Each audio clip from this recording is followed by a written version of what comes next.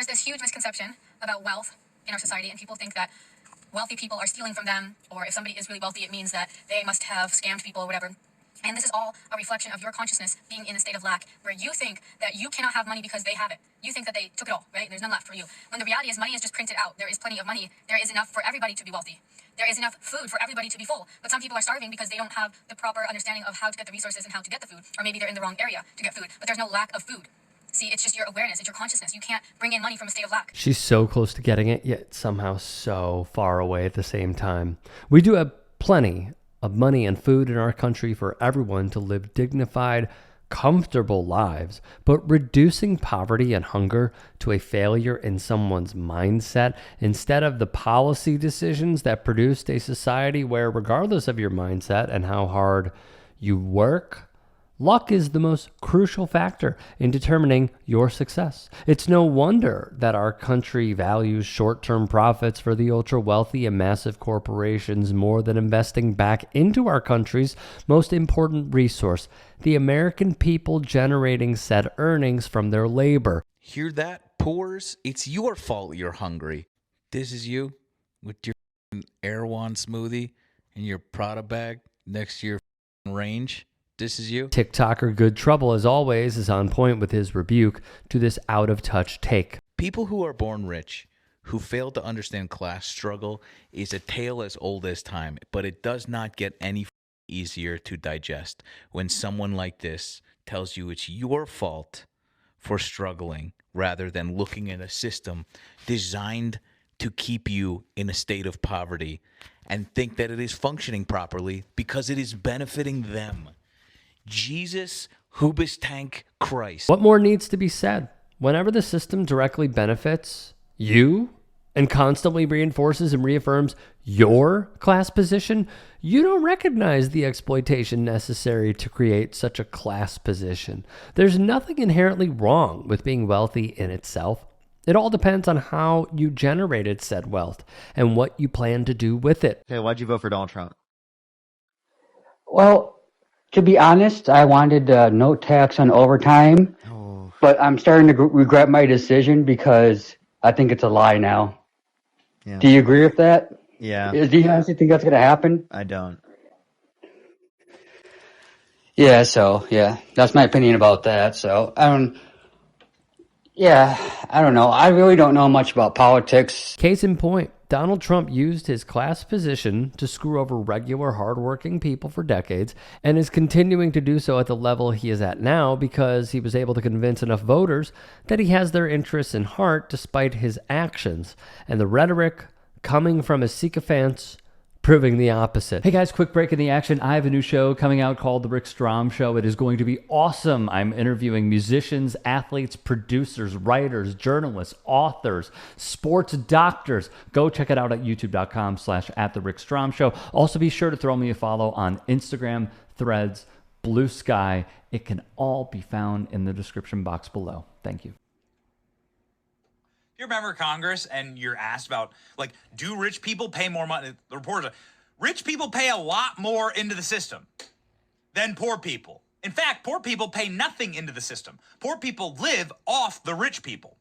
The rich people are the only ones who pay taxes. The middle class are the only ones who pay taxes. If you're a poor person, you pay zero taxes.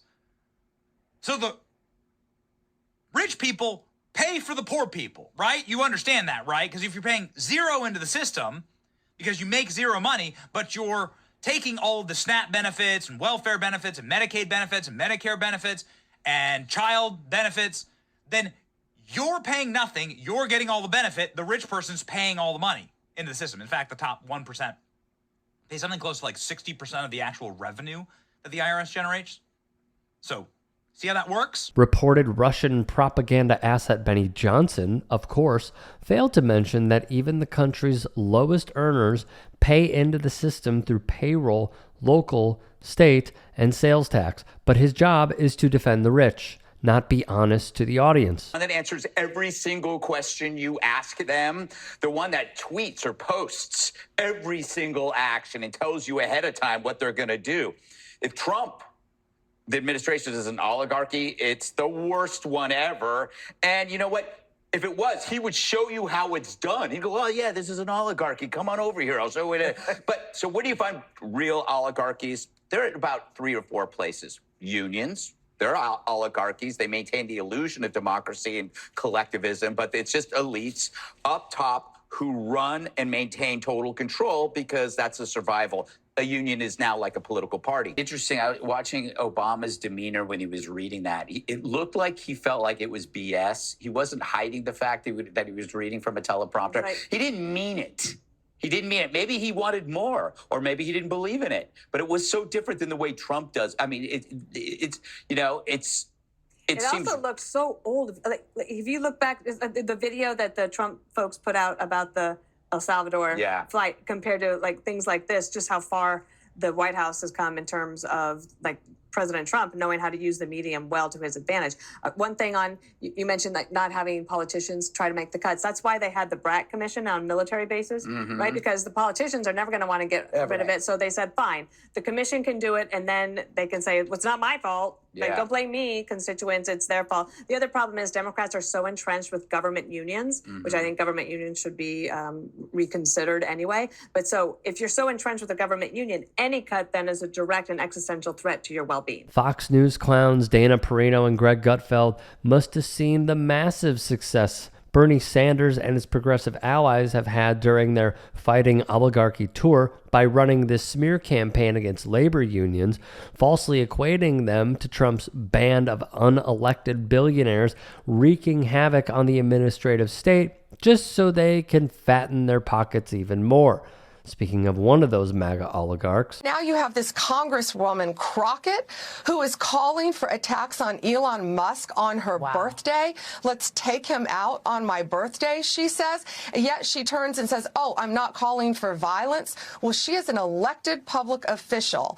And so she needs to tread very carefully because nothing will happen to Elon Musk. And we're going to fight to protect all of the Tesla owners throughout this country, and it's this basic safety. And it was all about this large protest that they're calling for, and this is a nonviolent protest that they're calling for. And in fact, when I was on there, which is why the Attorney General had to say that I wasn't calling for violence, and it's ridiculous that I even have to say something like that, but because they are trying to twist our words, one of the things that I told people to do is make sure you are adhering to the laws in your area. Make sure you know what it looks like to protest and to be able to raise your voices and to exercise your constitutional right to free speech. It goes without saying that you should not vandalize Teslas or destroy Tesla property, despite how satisfying it may feel, because Elon's feelings and Tesla's stock price are far more important to the Trump administration than providing adequate support for Social Security beneficiaries and quality medical care for our most vulnerable, just to name a few. So she needs to unequivocally denounce the violence. She must apologize immediately, not only to all Texans, but to our country, to the American shareholders of Tesla, because she is promoting violence. Donald Trump and Elon Musk are dismantling our country piece by piece. And so many Democrats seem content to just sit back and let them. So I say it's time to drop the excuses and grow a spine. I'm Kat Abou-Ghazaleh, and I'm running for Congress in Illinois' 9th District. Unfortunately, this party has become one where you have to look to the exceptions for real leadership, as the majority work from an outdated playbook. We need a makeover, which means we need a vision that's bigger than what we've been told is possible. There is absolutely no reason you shouldn't be able to afford housing, groceries, and healthcare with some money left over. Families should have free childcare, Social Security should be expanded, and our inalienable rights shouldn't be dependent on who's in power. That means standing up to authoritarians, not shrinking away when the fight gets tough. And while current Democratic leadership might be fine cowering to Trump, I'm not. I've spent my entire career reporting on the far right and being attacked by them as a result. In fact, just a few months ago, Elon Musk's lawyers deposed me here in Chicago to ask about my mean tweets. Look, I thought comedy was legal again. This is all to say, I'm not scared of standing up to these people. I know how they think, and I know how to beat them. But my campaign itself is going to be different too. If you're looking for a real fighter to stand up to the oligarchy, thrown into overdrive by Donald Trump. Donate to independent journalist Kat Abu-Ghazaleh's congressional campaign in her race to primary Jan Schakowsky in Illinois' 9th District. The only way out of this mess is to elect officials who actually work for the interests of the American people, not the corporations and billionaires who are holding us hostage. If you can and are willing, please become a paid member here at TYT Sports. And or go to tyt.com/join. In addition, you can follow me on Twitter, Instagram, and TikTok. Appreciate it. Have a great day.